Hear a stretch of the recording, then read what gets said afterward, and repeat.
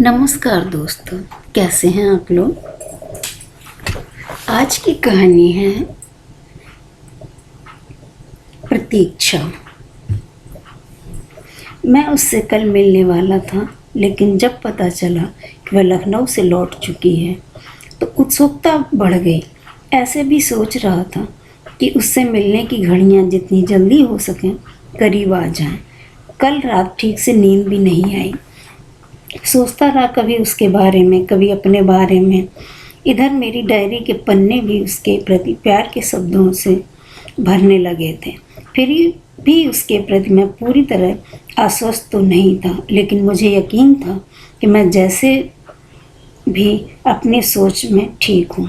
उससे मिलने के बाद उसे मिले बहुत दिन भी नहीं हुए थे। शायद 2 महीने पूर्व उसे पहली बार देखा था। आकर्षक चेहरा, गोरा रंग, सादगी और चेहरे पर आकर्षण मिश्रित सौम्यता। पहली ही नज़र में उसके प्रति मैं न जाने कितनी कल्पनाएं कर बैठा। ऐसा लगा था जैसे मेरी वर्षों की तलाश पूरी हो गई। इस तलाश में खुशी, उदासी और संवेदना के बीच तन्हाई बोलने लगी। तन्हाई में कोमल भावनाएं उभरने लगी, सपनों का घरौंदा सजने लगा। उस दिन की डायरी में मैंने लिखा, कल से उस पर काफ़ी याद आई है। गंभीरता से मैं सोच रहा हूँ कि मैं उसके बारे में, मेरे मन में एक अजीब चाहत उभरी है।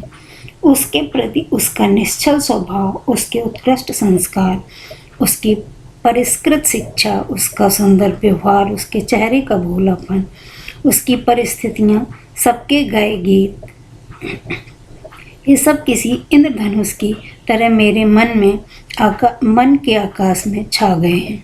हर दिन की डायरी में बेतरतीब ढंग से लिखा करता हूँ। अगर उस दिन की डायरी के पन्ने को मैंने कई रंगों से सजोया, उसे देखकर, उसके प्रति सोच कर, नई नई कल्पनाएं कर, मेरे मन में अजीब तरह की खुशी दौड़ गई। अब मेरी हर सोच में वह शामिल थी। अब लगने लगा था कि उसे कब देखूं, कब बातें करूं। अगली मुलाकात 4 दिनों के बाद हुई। उसी दिन पता चला कि उसे वाद विवाद प्रतियोगिता में प्रथम पुरस्कार मिला है। खुशी हुई। बधाई देने वालों में सबसे आगे मैं ही था। उसके करीब होने का एहसास इतना प्रबल था कि मैं खुद गीत गान बनने लगा। मेरी गतिविधियों में परिवर्तन आया। सुबह की प्रथम प्रस्फुटित किरणों के साथ मैं भी प्रातः भ्रमण को निकलने लगा। उसके ख्यालों की ताजगी से मेरा मन उत्साह और लगन से भर उठा। हर दिन सूरज की प्रथम किरण को उभरते देखा लगता जैसे वह सच धरकर मेरे जीवन में प्यार की नई रोशनी बिखेरती मुस्कुराती हुई चली आ रही है।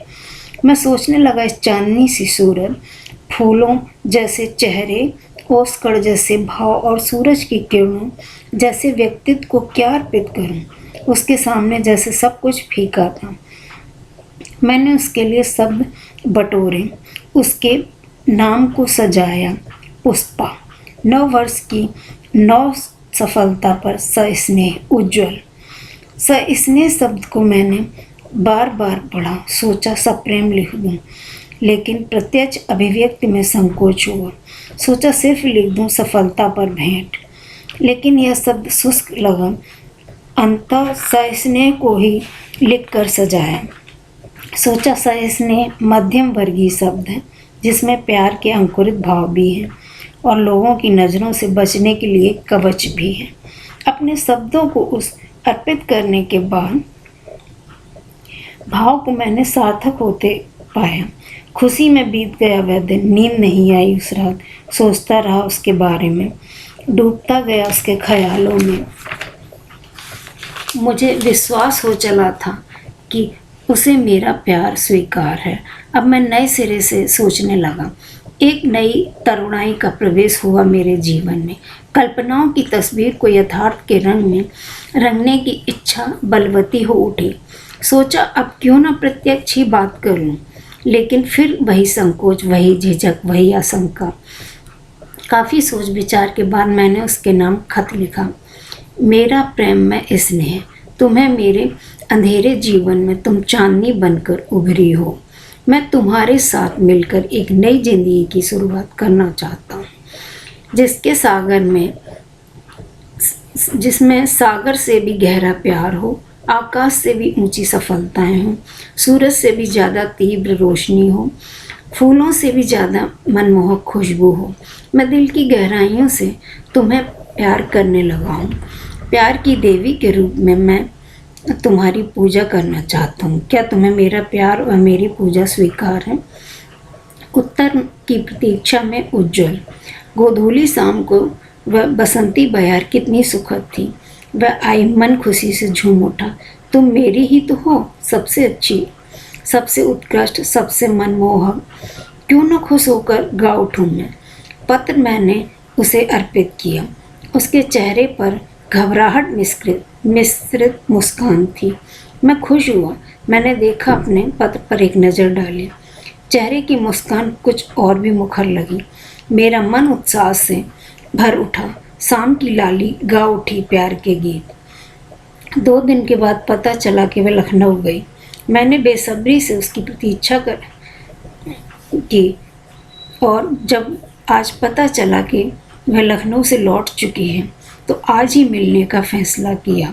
मन में कई भ्रांतियाँ, कई ठोस निर्णय, कई आशंकाएं उभरी और निस्तेज हो गई।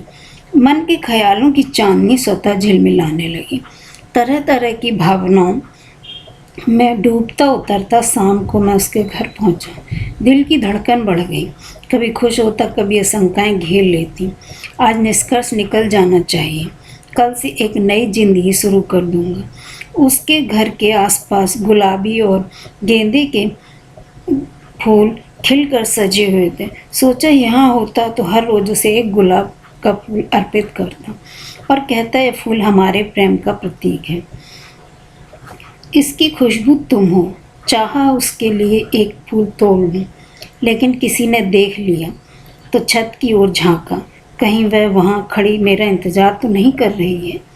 लेकिन सिर्फ नीले आकाश के सिवा कुछ नज़र नहीं आया। सोचा शायद खिड़की से झांक रही होगी, मगर खिड़कियाँ बंद थीं। भय मिश्रित आशंका से मन घबरा उठा। यही सब सोचते सोचते उसके दरवाजे पर आ गया। बाहर ही बैठी उसकी माँ मिली। वहीं बैठ गया। कुछ ही क्षण के बाद वह आई, उदास सी, परेशान सी। लगा उसका स्वास्थ्य गिर गया। सोचा प्यार की बात है, ऐसा ही होता है। क्या मैं उदास और परेशान नहीं था? खामोशी को तोड़ते हुए मैंने कहा, सफलता पर मेरी बधाई। अखबार की कटिंग मैंने उसकी ओर बढ़ा दी, लेकिन उसके चेहरे पर कोई खुशी या उत्सुकता नहीं थी। अनमने ढंग से उसने कटिंग को उठाया, एक बार तो देखा और वहीं माँ के पास रख दिया। मुझे बहुत दुख हुआ ऐसा देखकर। माँ ने उसे मेरे लिए चाय बनाने के लिए कहा। मैंने मना कर दिया।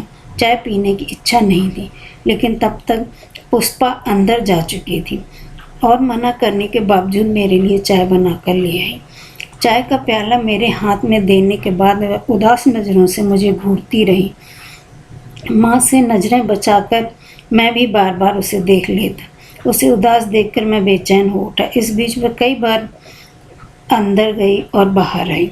अंततः निराशा से उबरकर मैं चलने लगा। माँ को मैंने प्रणाम किया। इस बीच वह अंदर से डायरी उठा लाई। डायरी में एक कागज़ का टुकड़ा नजर आया। सोचा उसका खत होगा। डायरी को मैंने सीने से लगा लिया। माँ घर के अंदर चली गई। मैं बाहर आ गया। अभी 4-5 कदम ही आगे बढ़े थे कि पीछे से उसकी आवाज़ आई, सुनिए। कदम रुक गए, धड़कन तेज हो गई, घबराहट बढ़ गई। उसकी सांसें जैसे फूल रही हों। बेहद घबराई सी वह घबराहट में ही टूटे जुड़े शब्दों से वह बोली, आई एम सॉरी, मैं किसी और के साथ प्यार। इतना कहकर वह नज़रें झुकाकर खामोश खड़ी रही। मैं मूक, स्तब्ध, बेचैन, परेशान। यह क्या, मैं क्या उत्तर दूं? मुझे क्रोध सा आया, लेकिन चेहरे पर बिना कोई भाव लाए मन ही मन सोचा कि उसने यह बात उस वक्त क्यों नहीं बताई जब मैंने खत दिया था और जब प्यार की भावनाएं प्रकट की थी। थोड़ी देर तक मैं आश्चर्य से उसे देखता रहा। अचानक मेरे मुंह से निकला, कोई बात नहीं, अच्छा हुआ जो आज तुमने बता दिया, अन्यथा मैं, खैर आज के बाद मैं तुमसे कभी नहीं मिलूँगा। और मैं उसकी ओर एक नज़र डालकर लौट आया। उसके चेहरे पे परेशानी और घबराहट नहीं थी। अब मैंने देखा गुलाब के फूल मुरझा गए थे, लंबे लंबे पेड़ों की परछाइयाँ और बड़ी हो गई थी, नीला आकाश धुंधला पड़ गया था, खिड़कियाँ बंद थीं, दरवाजे खामोश थे। मैंने डायरी खोली, उसमें पड़ा कागज का टुकड़ा मेरा ही खत था। खत को फिर से पढ़ने की इच्छा नहीं हुई, फाड़ कर वहीं फेंक दिया। शाम का धुंधलका घना हो गया था। मैं शांत और स्थिर भाव से लौट चला घर की ओर, कल से एक नई जिंदगी शुरू करने के लिए। दोस्तों, प्लीज़ मेरे चैनल को सब्सक्राइब कीजिए, लाइक कीजिए। आपको मेरी कहानी कैसी लगी बताइएगा और मुझे प्रेरणा दीजिएगा आगे नई नई कहानियाँ लाने के लिए। प्लीज़ मुझे बताइएगा। इस आशा के साथ धन्यवाद।